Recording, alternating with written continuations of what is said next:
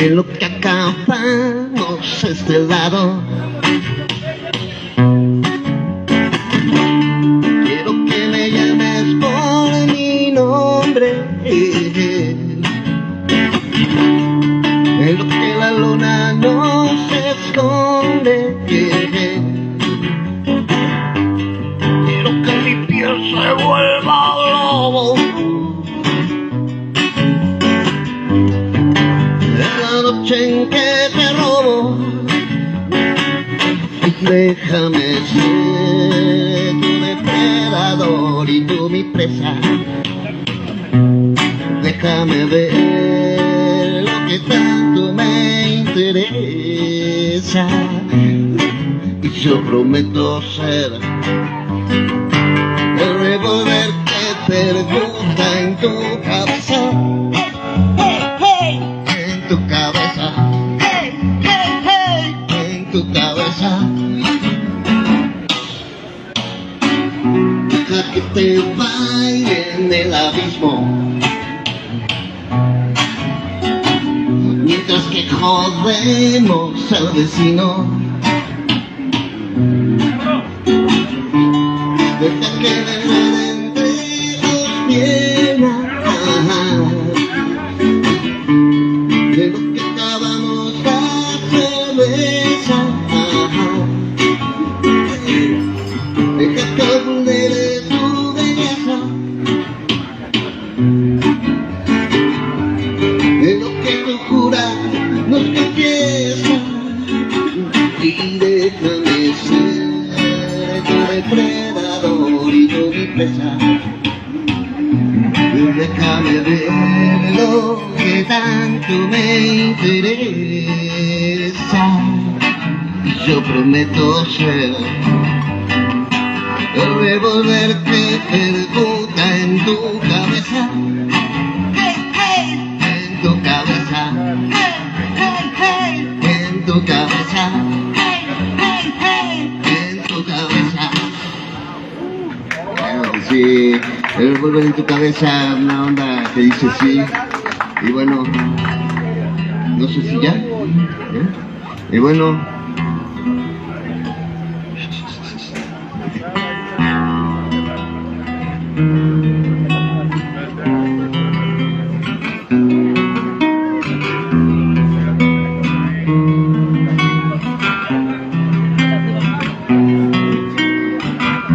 una canción que se llama El borde del abismo, espero que les lata la onda. Mi nombre es Rudo Gómez, me dedico a hacer rolas callejeras de banqueta, rock and roll, a calor de la... bueno, ya saben, eso la saben, ¿no? Espero les lata esta onda que dice así. He tomado una pastilla, a ver si puedo despegar mis zapatos de concreto que clavó la realidad. Y no, ya no quiero romantizar por estar al borde del abismo, por estar al borde del abismo.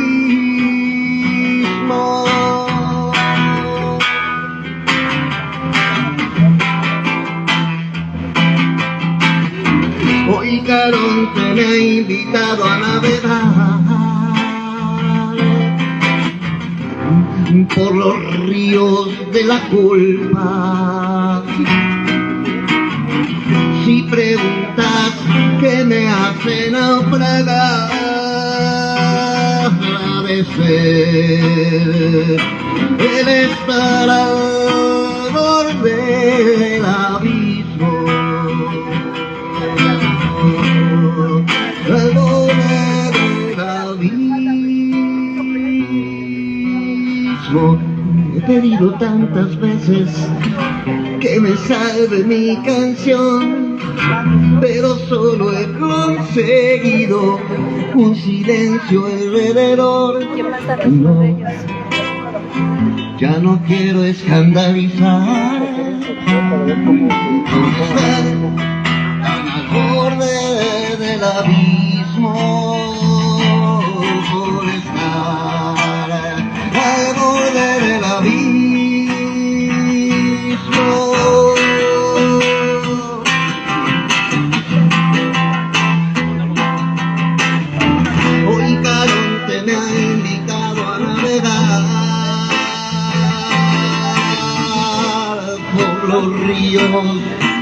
culpa. Si preguntas qué me ha hecho naufragar, ha de ser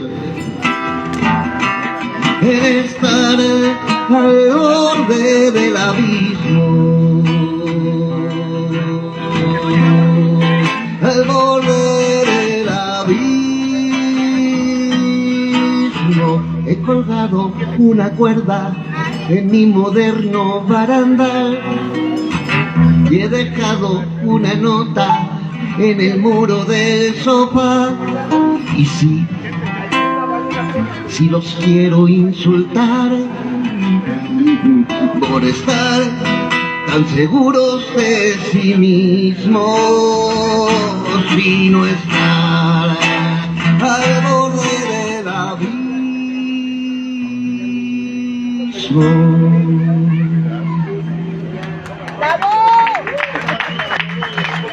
Claro que sí, pero bueno,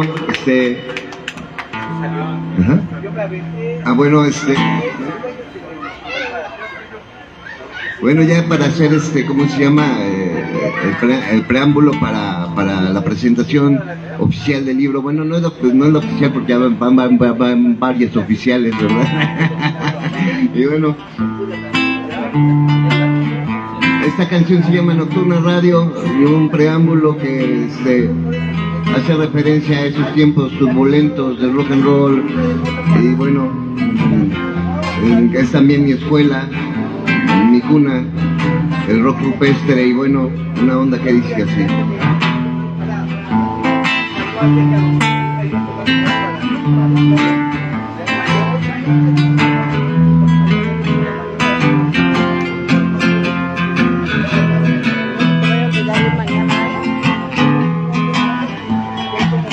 Hay una radio sonando en la noche con una rola de la Ceci Toussaint. Hay un perro ladrándole a un coche y por la calle llora una mujer. Yo abrí los ojos por los años 80 cuando Rodrigo cantaba con el Juan. Era un chamaco que jugaba a las rejas desde lo alto de un paso peatonal. Y desde entonces me volví el calavera y con la banda me enseñé a forjar. Había un chavo que llevaba guitarra, por unas chelas me enseñó a tocar. Hey, hey, mamá, el rock no morirá jamás. Hey, hey, mamá, el rock no morirá jamás. Ahora que he cumplido los 40, a mí la vida me sabe igual. Don José Cruz me cortó las venas y me emborracho con Emilia Almazán. Pues hay un radio sonando en la noche con una rola de Sergio Arau. Jaime López tocando de noche, Nina Galindo cantando en un congal. Jaime López tocando de noche, Nina Galindo cantando en un congal. Hey, hey, mamá, el rock no morirá jamás. Hey, hey, mamá, el rock no morirá jamás.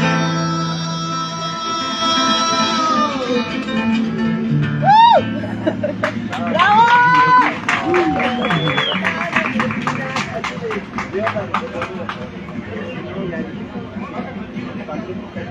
Bueno, ahora sí, ha llegado el momento chingüengüenchón de que se presente este gran libro. Y bueno, los dejo con ustedes, con los maestros.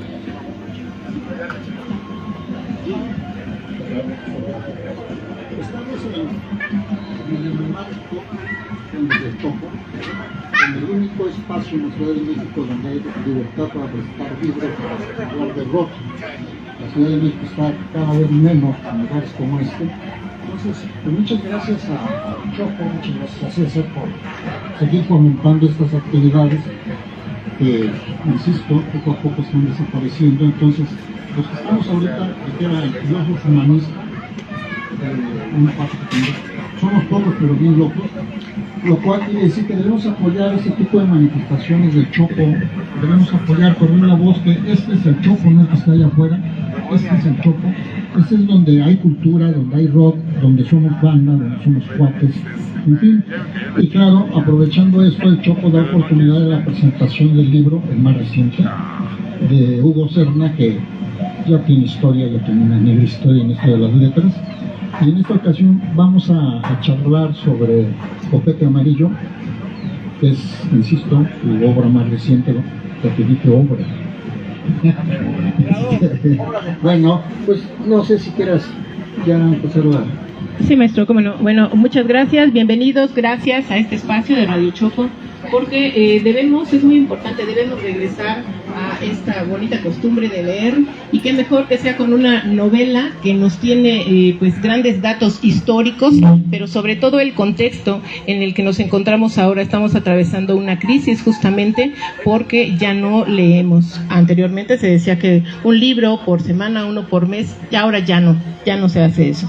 Tenemos esta opción, nos están presentando Copete Amarillo, y bueno, para hablar un poquito más de esto, quiero dejarlos en la voz del maestro Hugo Serna, que ya nos dijo el maestro Chelico que es un honor estar aquí con él y compartir esta mesa, porque el maestro Hugo Serna, él es antropólogo social, es escritor, pero sobre todo, y lo que más nos allega a él, es que también él fue un chavo banda. Estamos en un lugar muy importante de las tribus urbanas, y bueno, esto lo plasma con toda la experiencia que tiene del estudio y sobre todo también la escuela de la calle. Importante tener una obra como esta, lo que es Copete Amarillo, y bueno, pues les dejo el micrófono aquí con el maestro Hugo Serna. Muchas gracias, maestro.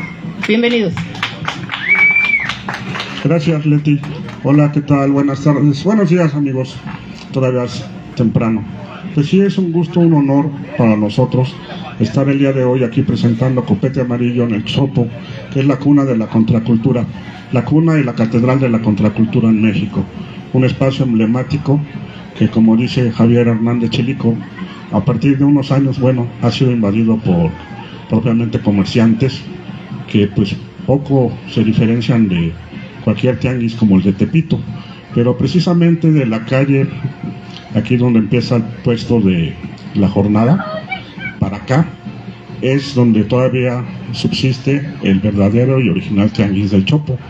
Lo mencionamos porque es muy importante señalar que aquí en esta parte es donde se inició el trueque y donde siempre se han movido todas las actividades culturales relacionadas con el mundo del rock, no solo en México, sino ustedes que vienen seguido aquí a este escenario saben que también se presentan grupos de otros países, no solo de América Latina, sino también de Europa y Estados Unidos, y eso le da una gran importancia al tianguis del Chopo. Además también de que una ocasión platicábamos con un amigo de Argentina y nos comentaba que allá en Argentina también hay sus tianguis, pero se sorprendía él mucho porque allá los tianguis de música, un día es los de rock, otro día son los de blues, otro día son los de punk, otro día son los de ska. Dice, y aquí están todos juntos. El día que vino este cuate de Argentina, de la prensa argentina, dice, oye, ¿a qué horas empiezan los madrazos? Digo, no, carnal, ¿cómo crees? Aquí no los madrazos, aquí se convive intergeneracional e interculturalmente. Y es cierto, porque no es una mentira, ustedes no me dejarán mentir. Aquí en el Chopo vemos a papás que ya traen a sus niños, a mamás que traen a sus nenas. Y eso es muy bonito y muy emprendedor porque la cultura del rock permanece. En los medios somos bombardeados por muchas corrientes comerciales y hay que rescatar lo que realmente es una voz de los auténticos músicos y jóvenes y otros no tan jóvenes, pero que expresan en realidad lo que significa la cultura del rock, esa rebeldía, esa forma autogestiva, esa forma de no dejarse, de resistir. Eso es propiamente la cultura del rock que aquí se maneja en el Chopo. Entonces para mí es un orgullo estar el día de hoy presentando aquí el libro. quiero también hacer un agradecimiento. Yo, como los escritores generalmente somos personas muy solas, pero porque nos enfrentamos a la máquina o ahora en la computadora y pues estamos ahí solos, pero también en estos libros yo he tenido la magnífica experiencia de como conformar un equipo, y en esta ocasión el equipo que me apoyó para la creación de esta novela pues están aquí presentes también, y les quiero pedir un aplauso. Por ejemplo, aquí tenemos allá en la mesa Adrián, alza la mano, es Adrián Gutiérrez Cervantes.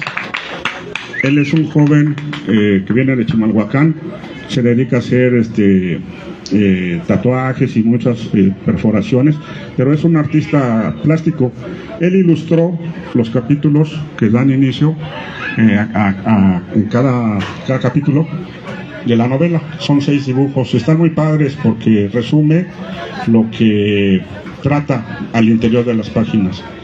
También está con nosotros aquí trabajando, como siempre, otro de los colaboradores es Peco Bebé.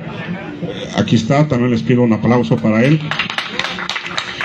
Peco se encargó de diseñar la portada, que está padrísima, y la contraportada y la foto posterior, así como nuestra publicidad que utilizamos en las redes. Peco es una persona también muy creativa, y que tuve el honor de contar con él en este libro. Nos acompañamos también, como ya escucharon en las presentaciones, con un gran cantautor emergente, el gran Rudo Gómez. Por ahí trajo también un aplauso. Por ahí también trajo sus CDs, uno el nuevo. Allá está también en la mesita junto a la venta de los libros, se los recomiendo mucho. Leti Gitana también, de TV Medios, de Gitana Medios, y pues nuestro gran amigo y aquí conocido por todos ustedes, Javier Hernández Chelico, de La Jornada. Bueno, pues yo les dejo la palabra a ellos, y posteriormente pues si quieren hacer algunas preguntas, estamos con todo el gusto. Y allá van a estar los libros, ahorita les platicamos del precio. Ok, muchas gracias. Bueno, vamos a comentar el libro. Fíjense que es bonito tener libertad para leer y tener un sentido. A mí no se me da la lisonja, a mí no se me da los adjetivos tan fácil. Yo soy un poco ríspido a veces para los comentarios, lacónico, pero cercano a lo que yo pienso, porque soy reportero. Y el reportero siempre debe ser hasta donde pueda ser objetivo. Insisto, pensarse por qué leer con atención, y sobre todo cuando es una lectura, al menos toma un libro como para... La consecuencia lógica a veces es incrementar un tanto cuanto nuestra cultura general o nuestros conocimientos, algunos, depende del libro, ¿no? Este libro, por supuesto que toca cosas que yo viví, toca momentos que de alguna manera estoy presente, pero cuando llego a la lectura, en mi caso, cuando poco a poco la primera imagen, el primer resumen mental que hice es que es una novela medio maniquea, donde los buenos son muy buenos y los malos son los hijos de la chica. Entonces ese maniqueo como que a veces me movió el tapete, ¿no? Porque el mundo tiene, las personas mismas tenemos diferentes matices, ni todos son buenos ni todos son malos. Entonces eso sí me movió, pero recordé que es una novela. Entonces hay que tomarla como tal. Los personajes principales, por supuesto, son unos héroes citadinos. Los villanos los descubrirán. No se trata aquí de hacer un resumen puntual del libro, pero ese es mi sentir. Inclusive hasta la frase final me gusta, más bien es una palabra, ¿no? La palabra final dice continuará. Y eso dice a ver que ahora que nos va a contar el maestro Hugo Serrano. Pero sí, es una novela que a algunos de nosotros nos llevará a aquellos hechos, y cada quien, por supuesto, cada quien tendrá su interpretación, pero sí nos lleva a esos hechos históricos. Yo supongo que algunos aplaudirán, otros reirán, otros llorarán, otros dirán, ay, no más. Pero bueno, de eso se trata justamente esto, de eso se trata la novela, de eso se trata la lectura. La lectura es, ya por aquí lo comentamos, es algo obligado. Tuvo mucha razón de que estamos olvidando leer y sobre todo analizar. Estamos acostumbrados a las redes sociales, diremos algo, de volada ni lo analizamos, pero si nos llama la atención le damos para continuar la saga y no analizamos. Entonces, ojalá tomen este libro, se lo recomiendo, y va a despertar inquietudes, de eso se trata, que inquiete, que mueva, que nos mueva las ideas, que diga, ay, qué bueno, qué malo, etcétera, ¿no? Entonces este libro es para eso, para despertar el sentido de crítica del lector. Y me gusta porque tiene pasajes divertidos, en fin, es una novela como tal. Felicidades. Felicidades. Bien. Me gustaría comentar y bueno, también quiero agradecer la invitación. Yo soy Leti Gitana, soy comunicóloga, pero sobre todo soy promotora y gestora cultural. Muchos solamente me conocen en mi papel de locutora. Tengo más de 3 décadas trabajando como promotora cultural en Ciudad Nezahualcóyotl y en la periferia. Y bueno, quiero comentarles que justamente por vivir en Ciudad Nezahualcóyotl, donde también tiene una gran historia como la cuna del rock y bueno, algunas situaciones que se han desencadenado por allá, también tenemos esta historia de una banda que se hizo popular en su momento y se llaman los Mierdas Punk, ¿no?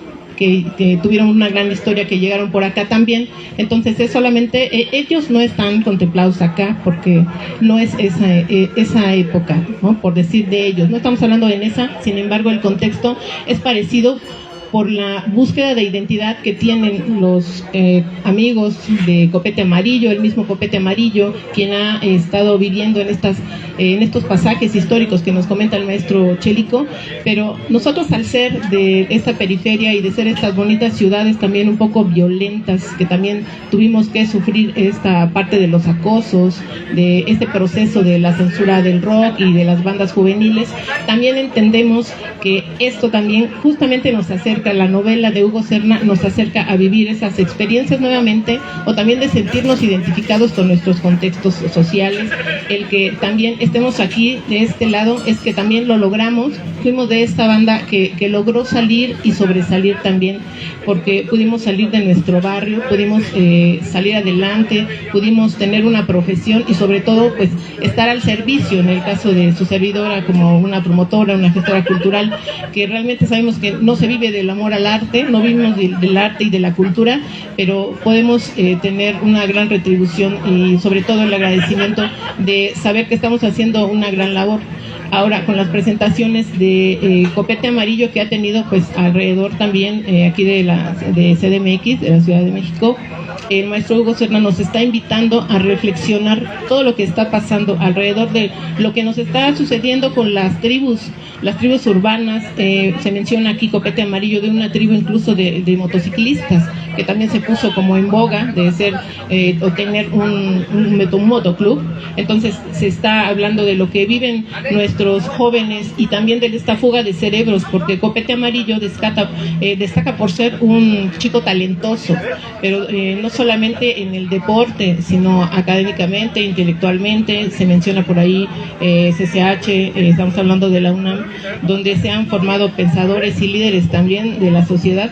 Entonces, ¿cómo es que tenemos esta fuga de cerebros y que a veces también no los aprovechamos, y que en las peores de las ocasiones la delincuencia hace lo suyo y los está reclutando? Y entonces estamos perdiendo buenos líderes, buenos profesionales, porque es una vida más fácil. Entonces, bueno, ahí nos están ofreciendo la alternativa de la reflexión también, y por qué no, para acercarnos con nuestros familiares, con nuestros hijos, porque estas nuevas generaciones ya no conocen estos contextos históricos, los procesos que se han vivido, los procesos estudiantiles desde el movimiento del 68, lo que ha pasado, y todo lo que viene, todas las citas históricas que se mencionan aquí en este libro de Copete Amarillo. Es una lectura muy ligera, que en una sentada la termina. Muchas gracias. Entonces, pueden ustedes recomendarla, de verdad, ampliamente recomendable para toda su familia, para que los chicos, cuando ustedes les mencionen, ¿sabes qué significa la guerra sucia? ¿Sabes dónde inició? ¿Que están hablando? Bueno, pues también ellos les siembren la semillita de investigar y de querer saber qué es lo que está pasando, porque mucha gente viene aquí, como me mencionaban algunos compañeros con la publicidad, nunca he ido al Chopo, pero piensan que solamente es eso, que es un lugar para venir a comprar souvenirs y no entienden a veces el contexto de lo que es la contracultura y de por qué surge un tianguis aquí después de haberse venido y haber transitado un poco lo que ha sido el Chopo. Entonces, pues qué bueno, y aplaudimos estas acciones para recomendar literatura, porque aquí tenemos gente que sigue permaneciendo y resistiendo en la lucha del Chopo y que todavía tiene literatura, muy buena literatura. Entonces acérquense a estos puestos, que es donde van a estar teniendo por aquí este ejemplar de Copete Amarillo, hoy en manos del autor, por supuesto, y pues la jornada con el maestro Chelito también, y con aquí nos van a decir dónde más los van a encontrar. Maestro Hugo, para que nos platique un poquito acerca de, ya nos dijiste un poco del contexto de lo que es el Chopo, pero también tenemos estos puestos donde podemos encontrar este ejemplar, y de que tú como chavo banda reconoces el valor de estar aquí en este espacio cultural. Sí, gracias, Leti. Sí, miren, yo soy antropólogo social. Me tocó la generación de las bandas juveniles en los 80s, y en mi casa pues la obligación era estudiar, porque muchos jóvenes de las bandas pues no pudieron acceder a un lugar en la UNAM o en el Poli. En mi caso, pues bueno, la exigencia, éramos de clase baja, pero la exigencia, mis padres eran profesores, entonces pues yo tenía que hacer tareas y todo eso, pero cumpliendo con mi labor de estudiante, todo lo demás ya me la pasaba en la calle, y ahí pues conviviendo con la banda. En ese tiempo, cuando después del 68, ser rockero y ser joven era un delito, entonces a las bandas juveniles en las esquinas pues se nos acosaba por parte de la autoridad, y en ese tiempo el graffiti era también un delito. Si te encontraban con un spray poniendo el nombre de la banda o haciendo alguna mención, te levantaban la panel y sin más te llevaban a encerrar, ¿no? Igual si no portabas en ese tiempo una credencial que te identificara como trabajador o como estudiante, pues te pasaba lo mismo, que te subían a la panel y ahí te aventabas 24 o 36 horas detenido. Ser joven pues no era fácil, y a los rockeros pues no fue la excepción, porque después de la Vándaro la represión se vino en contra de los jóvenes en las colonias populares, y el rock, como ustedes saben también, en esa época pues fue marginado. Anteriormente a Vándaro, el rock sí salía en la tele, en el radio, había estaciones que tenían como programación todo ese bagaje cultural del rock. Después de Vándaro pues se vino la represión, y los grupos de rock mexicano tuvieron que irse a refugiar a los llamados hoyos funky, por Parménides García Saldaña, un escritor también mexicano que vivió también toda esa época, y los bautizó así. Entonces, en mi caso, pues yo sí me inscribí también en talleres, aparte del CCH. Yo a mí me tocó CCH Sur, por eso hablo mucho de los CCHs aquí en esta novela, porque el CCH cumplió también una labor muy importante para las juventudes que no teníamos acceso a la educación media, y se abrieron los CCHs después de estas épocas de los 70s. Entonces había un programa cultural que se llamaba de literatura, donde estuvieron muchos escritores, Juan Villoro, muchos escritores que ahí empezaron a hacer sus pininos. Y bueno, yo también me inscribí en estos talleres de literatura, y así fue que fui soltando la pluma. Este ya es el 5º libro, y pues desde la perspectiva de la antropología social, todos estos libros están permeados por un marco teórico de la sociología y la antropología contemporánea. Yo he visto luego ahora en las redes sociales que anuncian un libro de algún autor así norteamericano o europeo de difícil pronunciación y que hablan de estos mismos temas y todo el mundo le pone like, ¿no? Por el apellido, que es difícil de pronunciar. Pero, por ejemplo, en mis textos está también todo ese marco teórico en un libro que se llama Culturas Alternativas e Identidades en Resistencia.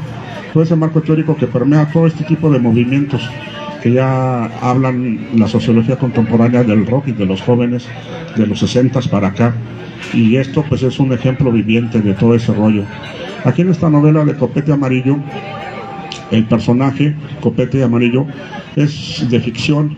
Como tal, en la vida real él no existió, pero hay muchos jóvenes como él en la Ciudad de México que han vivido todas estas experiencias que aquí se platican, experiencias de injusticia social, ¿no? Porque todos lo sabemos que aquí la ley en México tiene un precio, y antes y ahora todavía también te siguen deteniendo, no tienes dinero para pagar, se te inventan cargos y tú vas a parar a la cárcel. Copete Amarillo es víctima de esta situación y como decía Leti, también era un joven brillante, como muchos jóvenes en la ciudad, y muchos jóvenes que están detenidos injustamente y que por cuestiones de ambiguas y obscuras de la sociedad, la corrupción y las injusticias, pues ven mermadas sus posibilidades de éxito, ¿no? De ser, como decía Leti, un intelectual.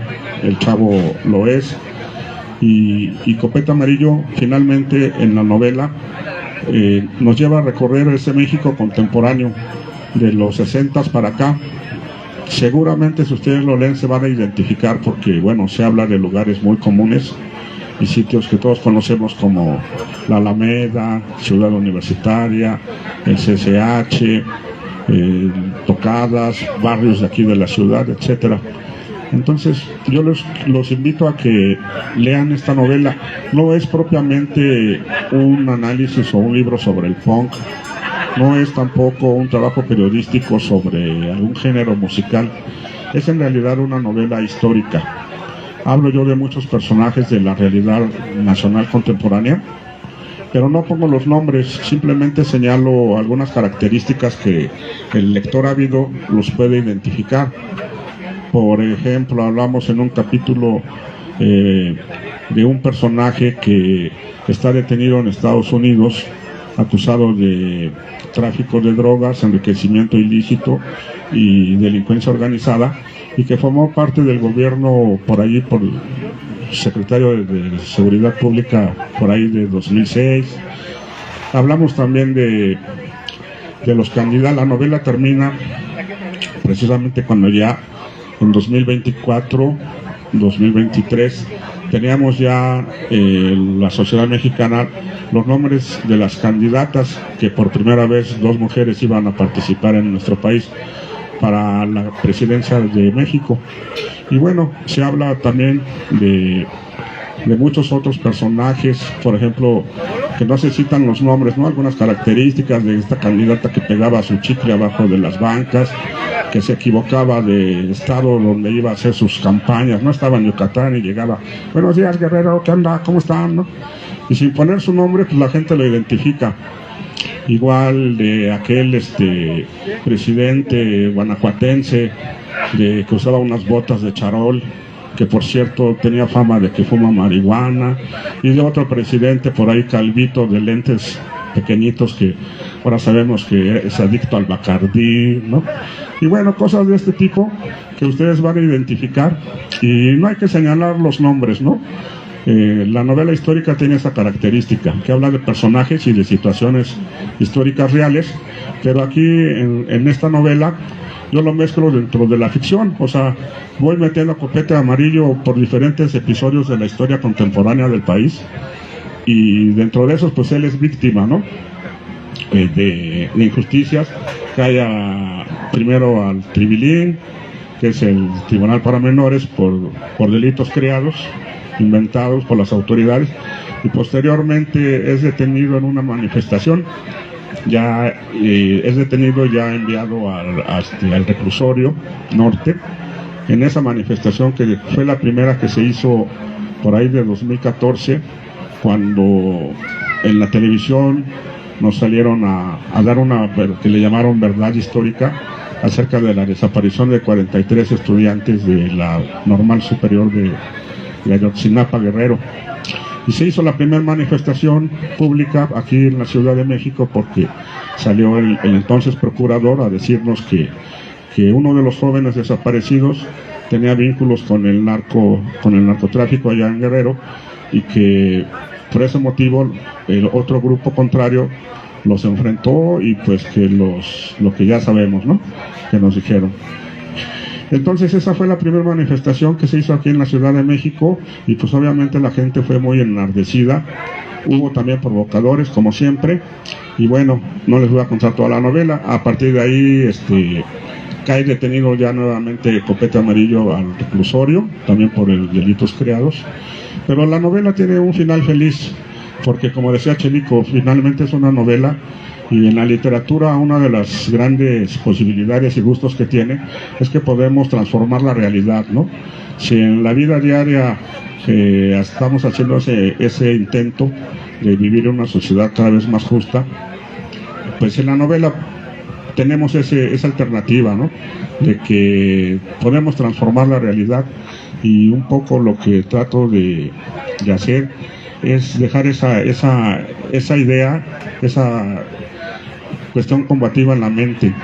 Y se recorren muchos episodios. Esta novela la hemos llevado ya también a presentar a escuelas, y es muy bien recibida, porque los chavos hoy en día, aquí veo que por ejemplo casi todos son mayores de edad y cercanos al tostón, algunos, ¿verdad?, como nosotros, pero en las escuelas, ¿qué pasó? Bueno, el Rudo sí tiene menos de 40, está chavo, pero es bien recibida la novela en los CONALEPs, porque les narra una historia contemporánea, resumida aquí en más de 100 páginas, que todos la sabemos y la hemos vivido, pero los mexicanos tenemos una memoria muy corta, nos damos la vuelta y ya se nos olvidó lo que pasó ayer, ¿no?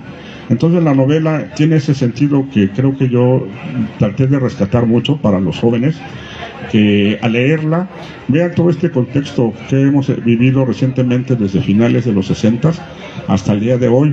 Por eso les vuelvo a repetir, la novela termina en el 2023 con ya cuando se sabía quiénes iban a ser las candidatas presidenciales, pero inicia con la experiencia del padre de Copete Amarillo, que fue víctima de unas organizaciones del Estado que se dedicaban a reprimir a los movimientos sociales, que se llamaban, en un principio era la Dirección Federal de Seguridad, y posteriormente el CISEN, Centro de Investigación y Seguridad Nacional, que tenían policías infiltrados y reprimían movimientos sociales de todo tipo, ¿no?, desde campesinos, estudiantiles, juveniles, sindicales, magisteriales, y eran unas organizaciones muy rudas que primero te amedrentaban, te seguían, te espiaban, y si seguías insistiendo en la lucha y en la combatividad en la organización popular, pues de plano te desaparecían. La DFS fue muy famosa por esos llamados vuelos de la muerte, en donde efectivamente hoy lo sabemos 50 años después, 40 años después, que a los líderes sociales los interceptaban, los subían en una avioneta, los encostalaban con piedras y los tiraban al mar. Había también un personaje muy famoso de esa DFS, tenida Dirección Federal de Seguridad, que le decían el tigre, porque efectivamente el tipo en sus oficinas tenía un tigre enjaulado, y ahí iban a parar ahí fueron a parar desgraciadamente muchos de los líderes sociales. Un poco como en el 68, ¿no?, que los estudiantes brillantes, a los que estaban protestando y que fueron líderes sociales estudiantiles, pues permanecieron muchos años detenidos. Había una crujía del Poli y otra crujía de los de la UNAM, y se pregunta uno, ¿cómo es posible esto? Pues sucedió en los 60, o sea, no estamos hablando de mucho tiempo atrás. Y ahí los jóvenes brillantes, los estudiantes, los intelectuales, ahí fueron a parar, muchos de ellos también fueron desaparecidos. Entonces la novela trata todo este periodo, todo este contexto, a partir de esa llamada Guerra Sucia de finales de los 60, y nos lleva por diferentes pasajes, desde todo el periodo neoliberal que se dedicaron nuestros presidentes a rematar la infraestructura del país, ¿sí? No pudieron vender todo porque, bueno, ya no les dio más tiempo. y pasó todo este periodo neoliberal en que se vendió de plano incluso hasta el agua mineral de Tehuacán, Puebla, ahora es de japoneses, ¿no? Las vías de tren que están aquí atrás, que antes eran ferrocarriles mexicanos, ahora están en manos también de japoneses. Las playas, nuestras playas que antes eran públicas, ya están privatizadas. Entonces, bueno, nos lleva la novela a través de todos esos pasajes del neoliberalismo. También nos habla de el levantamiento del EZLN allá en los principios de los 90s, bueno, 94, que también fue una ilusión para los jóvenes, porque si en los 60s nosotros pensábamos que estábamos muy cerca de la revolución y no la pudimos hacer, pues esta nueva oleada de jóvenes rebeldes se manifestó en los 90s. Tuvieron como líder o como imagen el movimiento zapatista allá en Chiapas, y porque creía también toda esa generación que les tocó mucho la onda del ska, del hip hop, del rap, pues también dijeron, pues si los chavos de los 60 no pudieron hacer la revolución, ahora nosotros sí estamos más cerca. Y así posteriormente no hemos tenido diferentes oleadas de movimientos juveniles y culturales aquí en México que se reflejan aquí, y que es lo que yo quiero que el lector visualice, que lo tenga presente, que no lo haga como eso de que nos volteamos y ya se nos olvidó la historia.